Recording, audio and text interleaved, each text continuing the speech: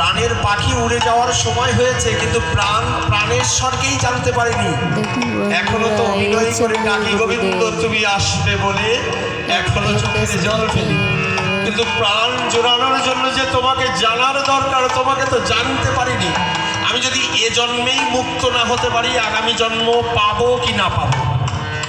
আমাকে এ জন্মেই তোমাকে জানতে হবে, এ জন্মেই আমাকে মুক্ত হতে হবে। আমি পরের জন্ম বিশ্বাস করি না। একেবারে এই বিশ্বাস নিয়ে গোবিন্দকে জানার চেষ্টা করুন।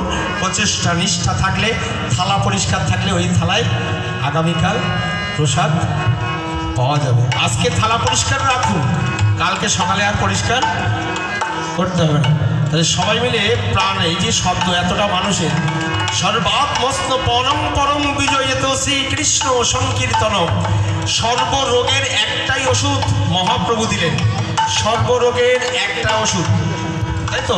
সব ওষুধগুলোকে এক জায়গায় গুলে এবার মনের জোরে হরে কৃষ্ণ হরে কৃষ্ণ কৃষ্ণ কৃষ্ণ হরে হরে হরে রাম হরে রাম রাম রাম হরে হরে হরে কৃষ্ণ হরে কৃষ্ণ কৃষ্ণ কৃষ্ণ হরে হরে হরে রাম রাম রাম হরে হরে হরে কৃষ্ণ কৃষ্ণ কৃষ্ণ হরে হরে হরে রাম রাম রাম হরে নিতাই গৌর সীতানাথ প্রীতি প্রেমানন্দে গৌর হরে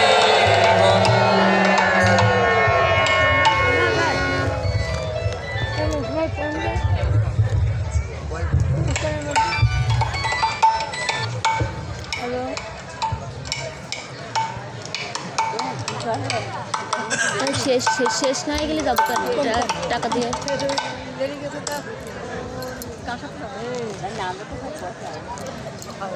যে একা চলে যাবে, একা চলে जय श्री राधे राधे श्याम जय जय राधा नाम जय जय निताई सुंदर जय जय गौर सुंदर गुरुवे गौर चंद्राय राधिकाय स्तोदलाय कृष्णाय कृष्ण भक्ताय तद भक्ताय नमः वांछा कल्पतरुभ्यश्च कृपा सिन्धुभ्यैव पतितानां पावनेभ्यो वैष्णवेभ्यो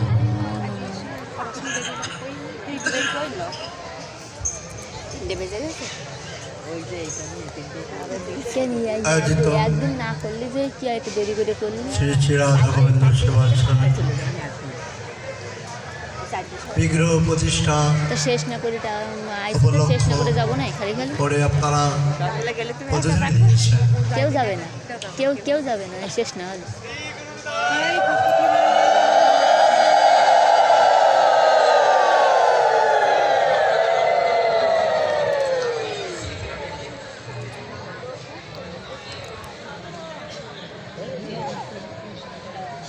जय श्री राधे राधे श्याम बाबा এটা করে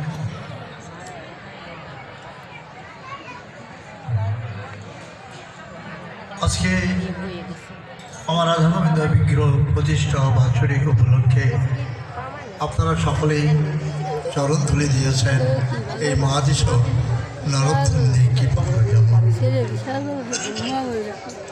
শ্রীমদ্ ভগবদ গীতা বলেছেন এটা আমাদের পরম সৌভাগ্য, এটা আমাদের পরম সম্পদ লাভ হলো আজকে।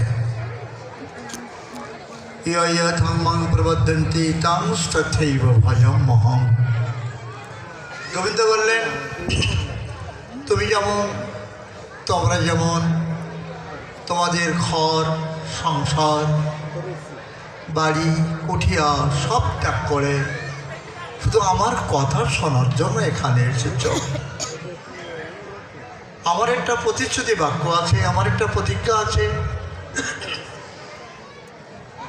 তোমরা যেমন আমার কথা শোনার জন্য এখানে এসেছ, আমিও তেমনি আমার প্রতিজ্ঞা আমি ওই পৃথিবীর যে প্রান্তেই থাকি না কেন, সেই প্রান্ত থেকে ছুটে এসে আমিও তোমাদের দর্শনের জন্য আমিও এখানে উপস্থিত।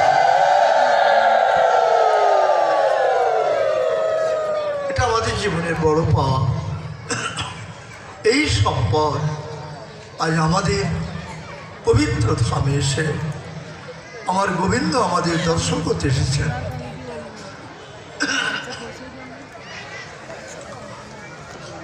অল্প একটু কথা বলবো বাবা, যে সাধুর সঙ্গের কথা বলেছেন।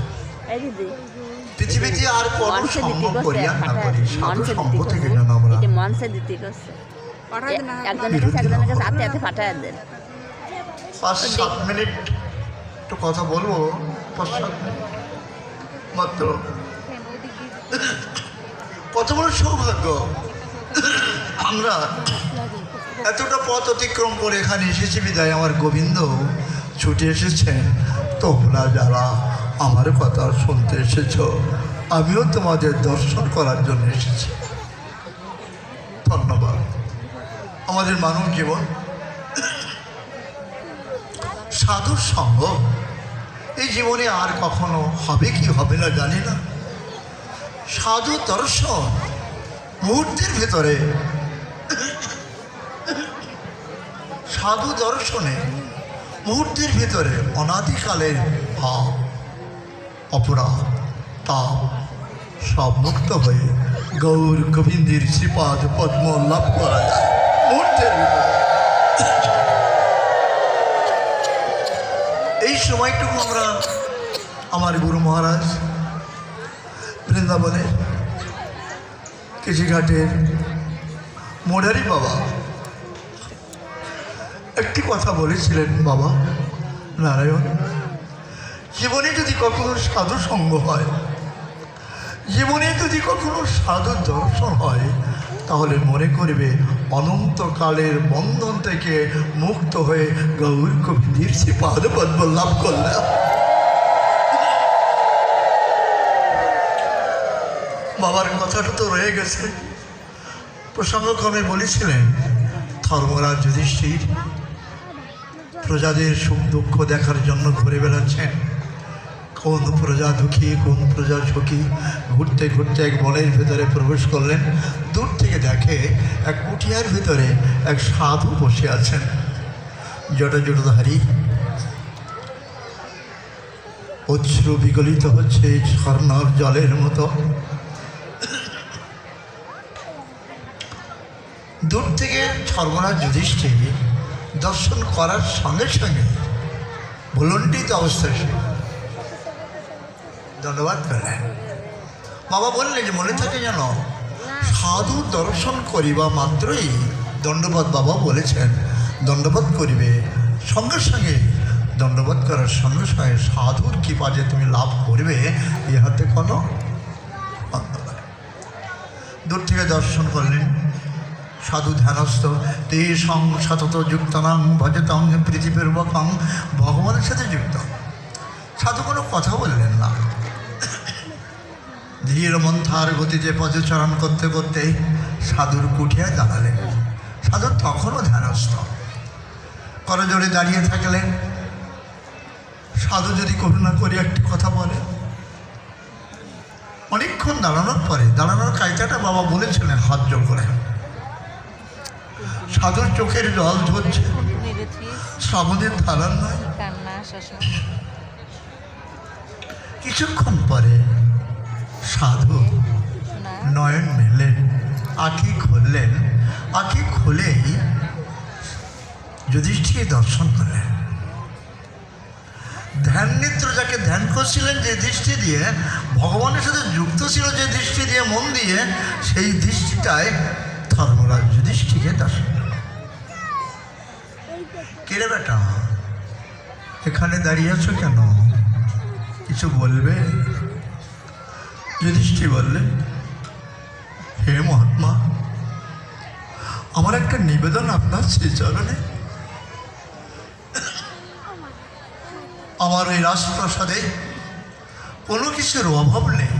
শ্রী গোবিন্দ রাজপ্রাসাদে রেখেছেন, প্রসাদটা গোবিন্দর, কিন্তু একটি অভাব, গোবিন্দ মাঝে মাঝে শ্রী চরণ দান করে রাজপ্রসাদকে মুখরিত করেন, কিন্তু অভাব গোবিন্দের চরণ ধুলি, গোবিন্দের চরণ প্রায় প্রায় লাভ করা হয়, কিন্তু ওই কুঠিয়ায় প্রাসাদে সাধু কখনো দর্শন হয় নাই, কখনো সাধুর পদধূলি পড়ে নাই।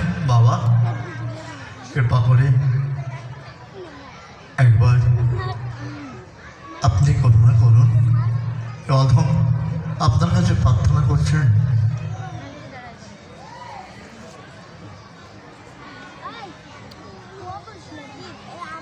প্রার্থনা করছেন, দয়া করে ওই কুঠিয়ায় আপনার একটু চরণধূলি প্রার্থনা করছি, আপনার ওই শ্রী চরণ একটু প্রার্থনা করছি।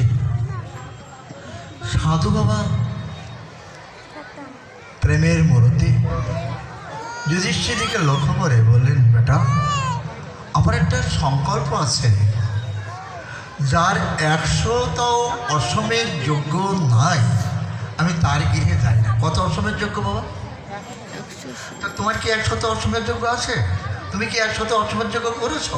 যুধিষ্ঠির অসমের যোগ্য করেছে, তারপরে কিন্তু একটাও করে নেয় না বাবা, তুমি একটা অসমের যোগ্য করে নাই। তাহলে তুমি কিছু মনে করো না বাবা, এটা তো আমার সংকল্প, 100 অসমের যোগ্য যার নেই আমি তার বাড়ি যাই না। অনেক কাটাকাটা করলেন, চোখের জল ফেললেন, কর্দমাকৃত করলেন জায়গাটা, কিন্তু সাধু হৃদয় বিকলতা হলো না।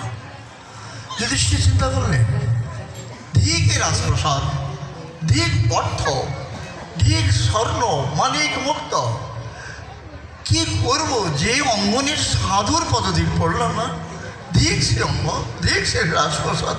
উনি কাঁদতে কাঁদতে ফিরে গেলেন। মধ্যাহ্ন তাপিত কাল নিধাগরিত, দ্রৌপদীর সঙ্গে সঙ্গে ছুটে এসে যুধিষ্ঠির চরণ ধরে পড়লেন, অঞ্চল দিয়ে বসন দিয়ে যুধিষ্ঠির মুখখানা মুছি দিয়ে বললেন, কে নাথ? কেউ কিছু বলেছে না তো? চোখের জল কেন? আপনার চোখের জল? বললেন, হ্যাঁ তো নিবেদন করে দাও, আর নামগুলো বলে দাও, যিশু গানটা মালসা দিয়েছেন। তখন সব কথা বললেন, এক সাধু পেয়েছিলাম, সাধুকে আনতে পারলাম না। বললেন, 100 অসমের যোগ্য না থাকলে সাধুর দৃঢ় প্রতিজ্ঞা, তার সংকল্প তার বাড়িতে যান না। বলি, সাধু এই কথা বলেছেন? চলো আমি যাব। তুমি যাবে? তুমি কখনো 100 অসমের যোগ্য করেছ? শুধু এই কথাটা বাবা বলেছিলেন তাই বলছি। বলি, না না, আমি একটা সাধুর দর্শন তো যাই। যুধিষ্ঠির আগে যাচ্ছেন, দ্রৌপদী পিছনে পিছনে যাচ্ছেন। দ্রৌপদী বলছেন, হে রাত, ধীর ও মন্থার গতিতে চলবেন, পদবৃক্ষ পদচারণা করবেন, দীর্ঘায়িত করেন না, লম্বন লম্বন না, ঘন ঘন পদ প্রসারণ করবেন। ঘন ঘন মানে কেউ একটু একটু করে পদ বাড়াতে হবে। যেখানে 10 পা হবে সেখানে 15-20 পা হবে, এইভাবে